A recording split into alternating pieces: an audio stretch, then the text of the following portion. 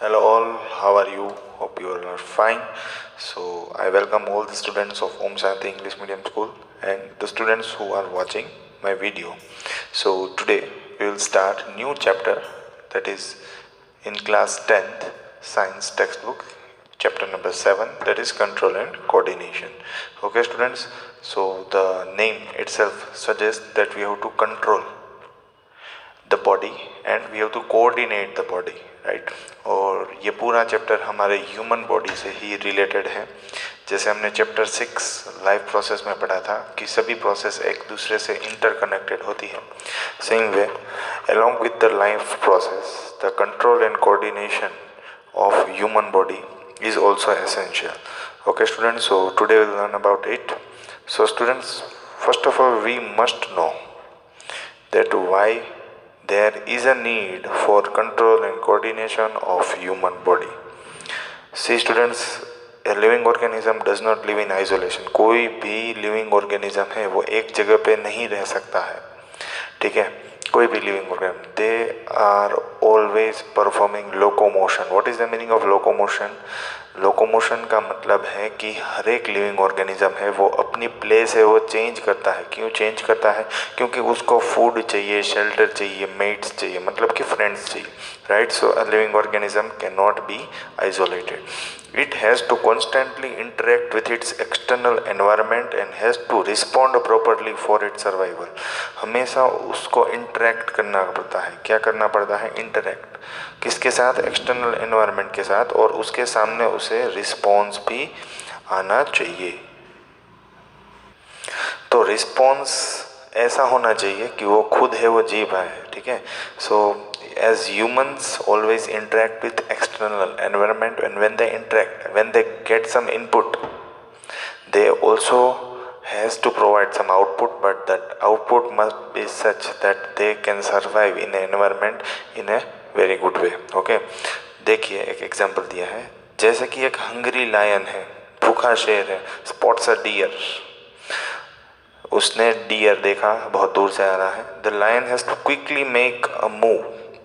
उसको तभी डिसीजन लेना पड़ेगा कि अभी मुझे इसको स्नैच करने में, इसको कैच करने में क्या क्या तरकीबें यूज़ करनी पड़ेगी, so that it can have its food.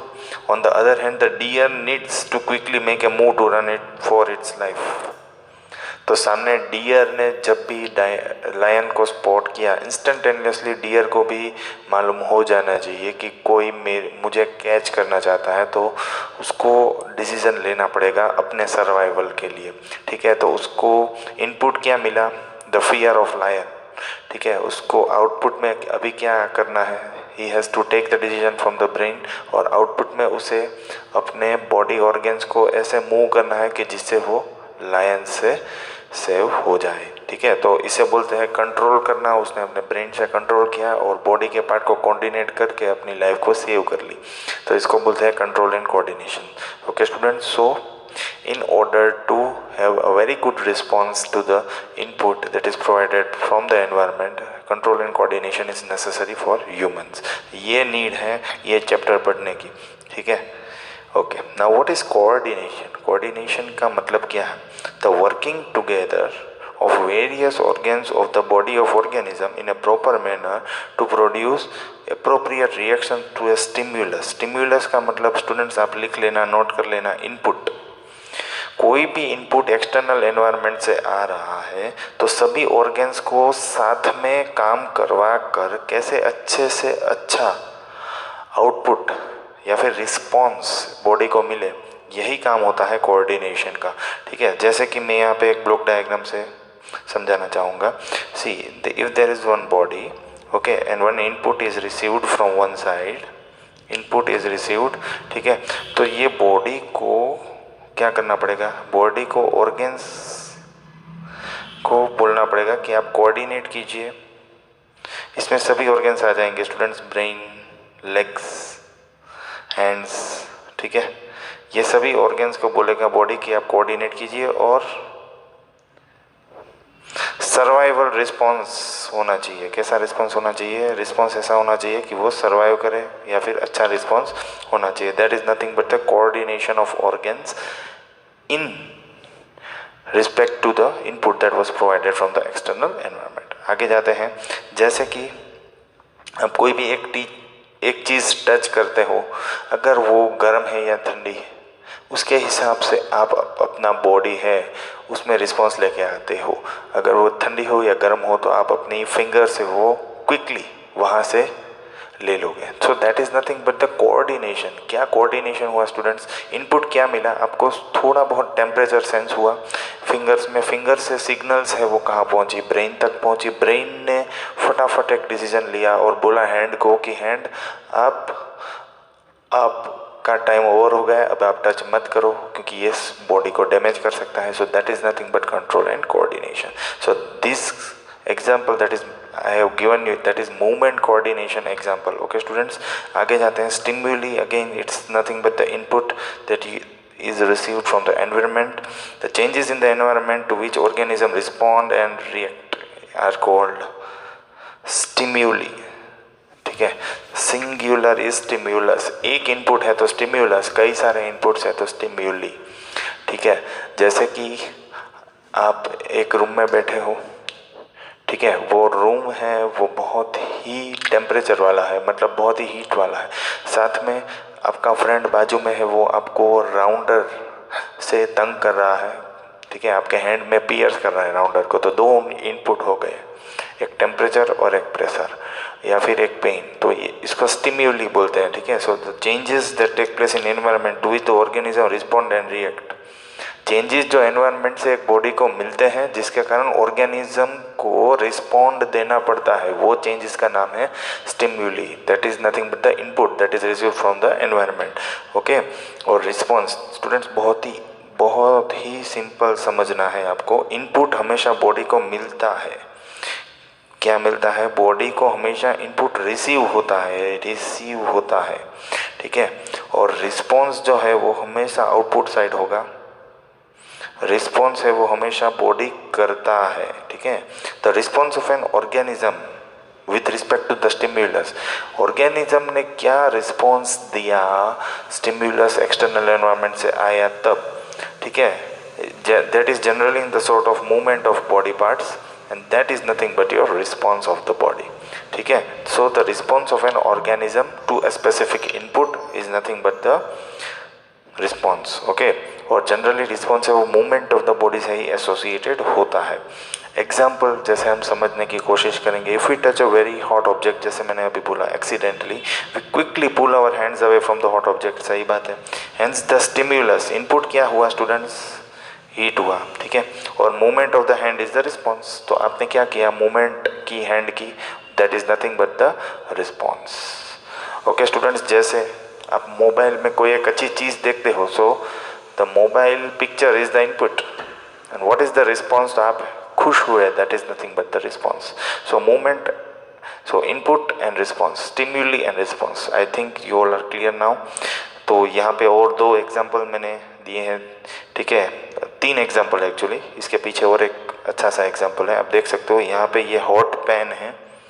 ठीक है, क्या है वो भूल से आपने टच कर लिया है। So this is input to our body.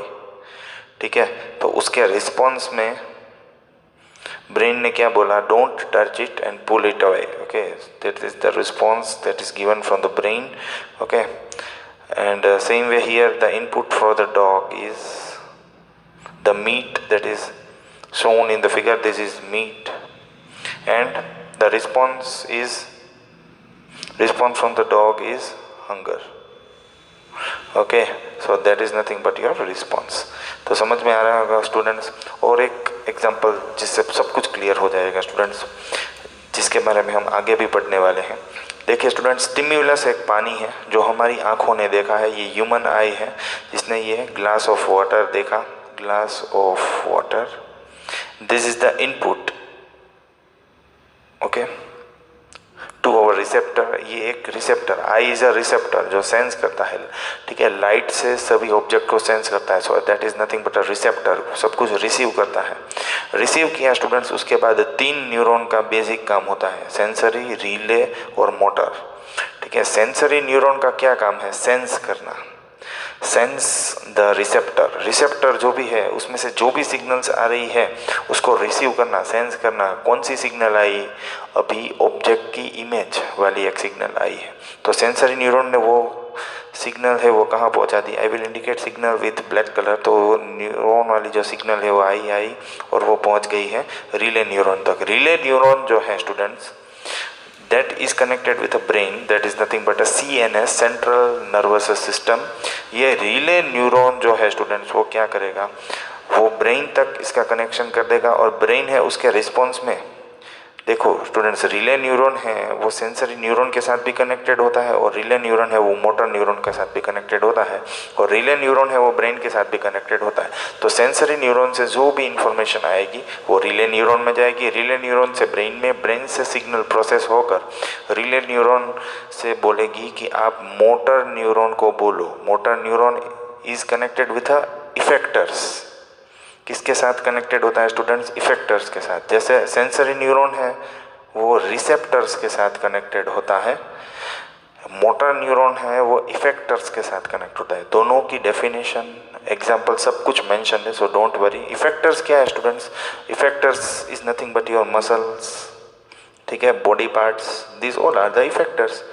Students, आपको थर्स्ट, आपको पानी की थर्स्ट है तो आपको क्या करना पड़ेगा? You have to take a glass of water and drink it, right? So you have to tell your hand to hold a glass of water, to hold glass of water and drink it. Okay, so this is nothing but your response. याद रखना students, तो ये आपके body ने respond दिया, response किया। कैसे response किया? जब उसने आँखों में से जब देखा कि पानी का ग्लास सामने है तो थर्स्ट ऑब्जर्व हुआ। कैसे ऑब्जर्व हुआ? कि सिग्नल पास हुआ, कहाँ से पास हुआ? सेंसरी न्यूरॉन से ब्रेन में, बीच में रिले न्यूरॉन आया, ब्रेन से फिर से रिले न्यूरॉन, रिले न्यूरॉन से बाद में लास्ट में मोटर न्यूरॉन, और मोटर न्यूरॉन ने बोला हैंड और मसल को कि आप ग्लास को होल्ड करके पानी पी लीजिए। Okay, now students, generally in animal control and coordination take place by two systems, nervous systems and endocrine system. आगे जाते हैं, क्या आता है एंडोक्रिन और नर्वस सिस्टम में? स्टूडेंट्स, जनरली दो तरीके की नर्वस सिस्टम होती हैं। पहली है सेंट्रल नर्वस सिस्टम, जिसके अंदर ब्रेन और स्पाइनल कॉर्ड आता है। याद रखना स्टूडेंट्स, सेंट्रल नर्वस सिस्टम के अंदर ब्रेन और स्पाइनल कॉर्ड आता है।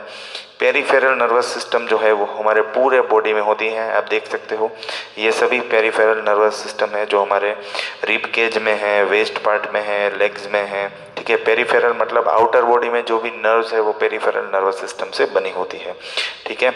एंडोक्रिन सिस्टम में क्या आएगा? आपने क्लास 8 में पढ़ लिया है, एज ऑफ एडोलेसेंस में, कि एंडोक्रिन सिस्टम के अंदर अलग अलग ग्लैंड्स है वो हॉर्मोन्स सिक्रेट करते हैं। क्या सिक्रेट करते हैं? हॉर्मोन्स, ठीक है। Hormones are secreted by different organs and these hormones are responsible for different activities.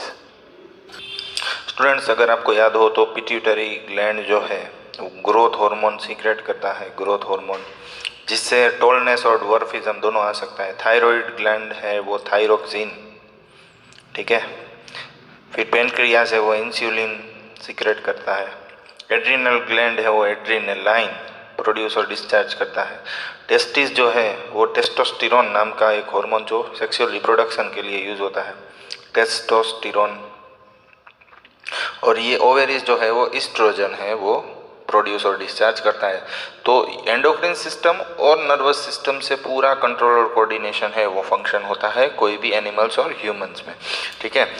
तो इसको हम आगे बढ़ाते हुए स्टूडेंट्स, सबसे पहले हम नर्वस सिस्टम के बारे में पढ़ेंगे। तो उसमें सबसे पहली जो चीज़ है वो है सेंस ऑर्गन्स, रिसेप्टर्स, ठीक है स्टूडेंट्स। तो रिसेप्टर्स है वो किसकी वजह से काम करते हैं? सेंस ऑर्गन्स की वजह से काम करता है। याद रखना स्टूडेंट्स, रिसीव करना, एक्सटर्नल एनवायरनमेंट से कुछ भी कौन रिसीव करता है? Who receives the stimuli, who receives the stimuli? Receptors. और रिसेप्टर्स क्यों रिसीव कर पाते हैं स्टिम्यूली या इनपुट को? Because of organs, that is sense organs, ठीक है। वैसे 5 सेंस ऑर्गन्स होते हैं हमारे बॉडी में, eyes, ears, nose, tongue and skin. देख सकते हो students, 5 sense organs are there. देखिए, नोज से हमें स्मेल के बारे में मालूम होता है, ईयर्स के बारे में आपको मालूम होगा sound, sense of site, image, सब कुछ आईज से प्रोवाइड होता है। टेस्ट के बारे में, स्वीट है, बिटर है, सॉल्टी है, ये सब कुछ हमें टंग से मालूम होता है। टच जो है वो हैंड, तो ये हैंड है, ये टंग है, ये आईज है, ये है ईयर्स और ये है नोज। सबका अलग अलग काम है। नोज स्मेल को सेंस करता है, रिसीव करता है, साउंड को ईयर्स, विजन जो है वो आईज एनेबल करता है, taste is experience by tongue and touch is experience by hand. Okay, आगे जाते हुए स्टूडेंट्स, तो मैंने क्या बोला था, जो भी चीज़ रिसीव होती है, स्टिमुलस रिसीव होता है, वो सेंस ऑर्गन से होता है। So receptor is a cell और group of cell in the sense organs, है ना। रिसेप्टर क्या है, एक ग्रुप ऑफ सेल है जो सेंस ऑर्गन्स के अंदर होते हैं। Organs is generally made up of group of cell that is tissues. तो सेंस ऑर्गन्स है वो रिसेप्टर टिश्यूज से बने होते हैं, ठीक है, which is sensitive to particular type of stimulus और change in environment. Which are the different stimulus, can be light eye, तो आई है वो रिसीव करेगा, साउंड तो ear, smell nose, taste tongue, heat again it can be experienced by whole body, pressure whole body, touch by hand, ठीक है students, heat pressure है वो भी हैंड रिसीव कर सकता है। So this all are the stimulus, ठीक है। Stimulus are received by a group of cells or tissues that is present in a sense organs, and the name of the tissues is nothing but receptor tissues. Okay, now how many types of receptors are there in our body? Photoreceptors that detects light, present in eyes. Phonoreceptor, phone detects sound and are present in ears. Olfactory, याद रखना students, बहुत important है olfactory और gustatory. Olfactory that detects smell, present in nose. Gustatory receptor that detects taste and present in tongue. Thermo, heat receptors, heat cold pressure, सब कुछ skin है वो experience कर सकती है, ठीक है। आगे जाते हैं। The receptor in the sense organ receive the stimuli from external environment. Stimuli क्या हो सकता है, फिर से हीट, लाइट, पेन, प्रेशर, ठीक है, ये सब कुछ। Sends the messages to the brain, जैसे ही वो रिसीव करेगा, जैसे ही स्टिम्यूली है वो सेंस ऑर्गन रिसीव करेगा, तो क्या होगा स्टूडेंट्स, उसका कनेक्शन होता है सेंसरी नर्व्स के साथ। सेंसरी नर्व्स से डायरेक्ट सिग्नल जाएगी रिले नर्व्स के साथ या रिले न्यूरॉन के साथ। ये रिले नर्व्स जो है वो ब्रेन के साथ कनेक्टेड होती है। ये ब्रेन जो है वो फिर से रिले नर्व्स को जो भी एक्शन लेनी है या जो भी सिग्नल से वो रिले नर्व्स तक भेजेगा। रिले नर्व्स के बाद ये सिग्नल से वो इफेक्टर या फिर आप बोल सकते हो मोटर नर्व्स तक पहुंचेगी। कहाँ पहुंचेगी, मोटर नर्व्स तक। ये है स्टूडेंट्स पूरा फ्लो चार्ट। इनपुट आया, सेंस ऑर्गन ने सेंस किया, सेंसरी नर्व्स, इनपुट नर्व्स जो है वो सेंसरी नर्व से, सेंसरी नर्व ने सेंस किया, सेंसरी नर्व के बाद वो गया रिले, रिले से brain, brain to relay, relay and at last to the motor neuron, ठीक है। तो स्पाइनल कॉर्ड तक मैसेज पहुंच गया है। कैसे पहुंचा है, in the form of electrical impulse, ऐसे पहुंचा है, ठीक है, through sensory nerves, sensory nerve से पहुंचा हुआ है।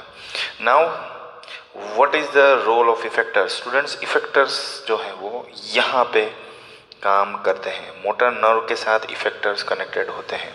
जैसे मैंने आपको पहले भी एक डायग्राम से समझा दिया है कि इफेक्टर्स है वो मोटर नर्व के साथ ही होते हैं। यही वीडियो में आगे है जहाँ पे एक पानी का गिलास है जो रिसीव हो रहा है एज ए स्टिम्युलस, वो वाले पिक्चर में आप देख सकते हो, ठीक है। सो इफेक्टर्स आर ऑर्गन्स, वो एक ऑर्गन्स है capable of responding to a stimulus. Students अगर इफेक्टर्स काम नहीं करेंगे तो कुछ भी इनपुट आएगा तो हमारा बॉडी पार्ट या मसल मूव नहीं होगा, ठीक है। सो इफेक्टर्स को रिस्पॉन्स प्रोवाइड करने का काम दिया गया है। रिस्पॉन्स, इफेक्टर्स प्रोवाइड रिस्पॉन्स, ठीक है, with the help of motor neuron.